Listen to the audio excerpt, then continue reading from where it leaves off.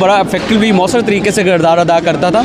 ऐसी क्या ज़रूरत पड़ी थी कि आप इस लॉ को लेके आ गए हैं जो जिसमें बेसिक सब इस तरह तो जो व्लॉगर्स थे जो घर में बैठे एक टेबल स्टोरी क्रिएट करते थे कि मेरे चिड़िया ने मेरे मोकल ने मुझे बताया है कि यूं यूं यूं यूं हो गया है, तो उसको ही रोकथाम तो होनी थी ना इस कानून के। देखिए ऐसा नहीं है, जो यूट्यूबर घर बैठे हैं वो इन्फॉर्मेशन जो है फैला रहे हैं, स्प्रेड कर रहे हैं, लोगों को नॉलेज का बायस बन रही है, उनकी अर्निंग हो रही है। लेकिन उसमें अगर मैं भी इस हद तक एग्री करता हूँ कि अगर कोई बंदा झूठ फैला रहा है या मजहबी मुनाफरत फैला रहा है या इस तरह कोई काम कर रहा है तो उसको जो है कानून के कटहरे में लेके आना चाहिए, लेकिन उसको उसका ड्यू प्रोसेस ऑफ लॉ मिलना चाहिए जो उसका फंडामेंटल राइट है, और इंडिपेंडेंट जुडिशरी मिलनी चाहिए। उसके ट्रिब्यूनल जो बने हैं लॉ के वो इंडिपेंडेंट होने चाहिए, गवर्नमेंट की एग्जीक्यूटिव की मुदाखलत के बगैर उनको कायम होना चाहिए, और फिर इस लॉ को जो है बेसिकली इफेक्टिवली इम्प्लीमेंट किया जा सकता है। और उसके लिए ज़रूरत नहीं थी, ऑर्डिनेंस 2002 का काफ़ी था और उसके तहत केसेस का फैसला भी हो रहा था और वो बड़ा मौसर किरदार अदा कर रहा था।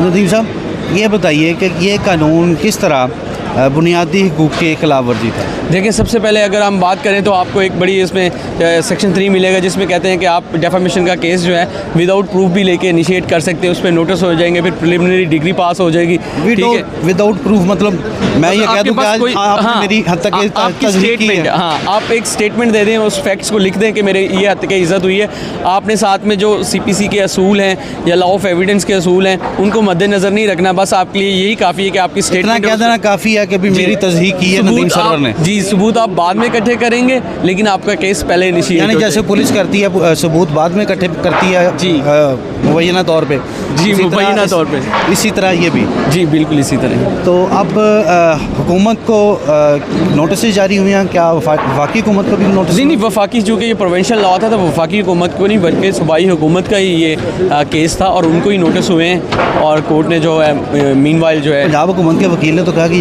ये काबिल समात ही नहीं है दरख्वास्त। जी उन्होंने कहा, लेकिन कोर्ट ने उनकी इंटेंशंस को जो है नहीं किया, उस पर अमल दरामद नहीं किया। उन्होंने तो ये भी कहा है कि जजेस की अपॉइंटमेंट जो है वो चीफ जस्टिस की मंजूरी के साथ होगी, ट्रिब्यूनल के जो जजेस होंगे और उनके साथ मीनिंगफुल कंसल्टेशन के बाद होगी।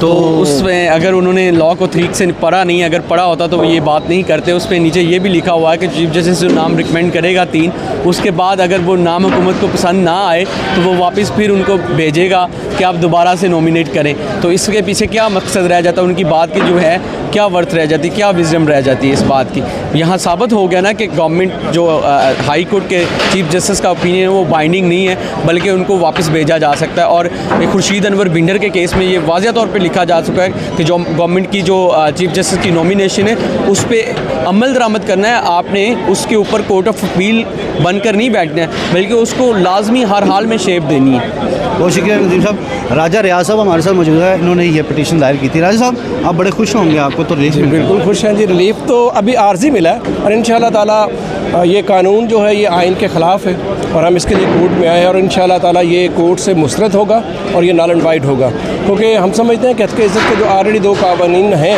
वो काफ़ी हैं। अगर उसमें कोई प्रोसीजर फैला तो गवर्नमेंट उनको दूर करे, उनके लिए लेजिस्लेशन के बजाय इसके कि एक ऐसा कानून ले आए जिसके तहत पूरे के पूरे इख्तियारात आप बुनियादी हकूक़ ही ख़त्म करके रख दें।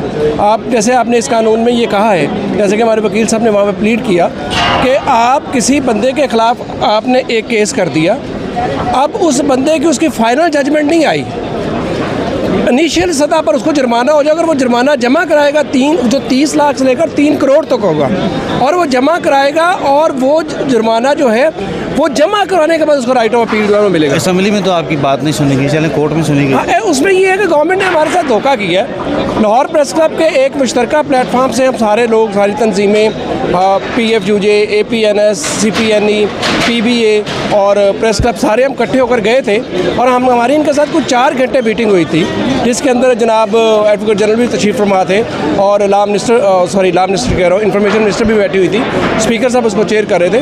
हमारे इनके साथ 4 घंटे उसको वहाँ पर बहस हुई और हमने उनको एक एक क्लास के बारे में कहा कि ये क्लास गलत है, ये क्लास गलत है, ये क्लास गलत है, हम इसको नहीं सही समझते, इसको नहीं सही समझते। और उन्होंने हमारे साथ वादा किया कि ठीक है हम इसको डेफर कर देते हैं, हम इसको 2-4 दिन जो है वो इसको नहीं करेंगे, इसको रिव्यू करेंगे, आपके साथ कंसल्ट करेंगे और उसके बाद हम इसको करेंगे। हम उठकर वापस आ गए उस पर एतबार करके, लेकिन उन्होंने क्या किया कि जो ही जर्नलिस्ट असम्बली से बाहर आए, तंजीमों के नुमाइंदे बाहर आए, उन्होंने पकड़ कर पेश कर दिया, उसको पास भी करवा लिया। बहुत शुक्रिया रजब। ये लाहौर हाई कोर्ट के मिस्टर जस्टिस अमजद रफ़ीक हैं, उन्होंने पंजाब हुकूमत को इसके ऊपर नोटिस जारी किए हैं और इसके साथ साथ और आइंदा समाअत पर अदालत ने ये कहा है कि इसके ऊपर पंजाब हुकूमत जो जवाब जमा करवाए। और इसके साथ साथ अदालत ने एक हुक्म इम्तनाई की सूरत है कि इस केस के तहत अगर कोई, इस कानून के तहत अगर कोई केस फ़ाइल होता है तो उसका हतमी फ़ैसला जो है वो लाहौर हाई कोर्ट के इस दरख्वास्त के हतमी फ़ैसले से मशहूर कर दिया।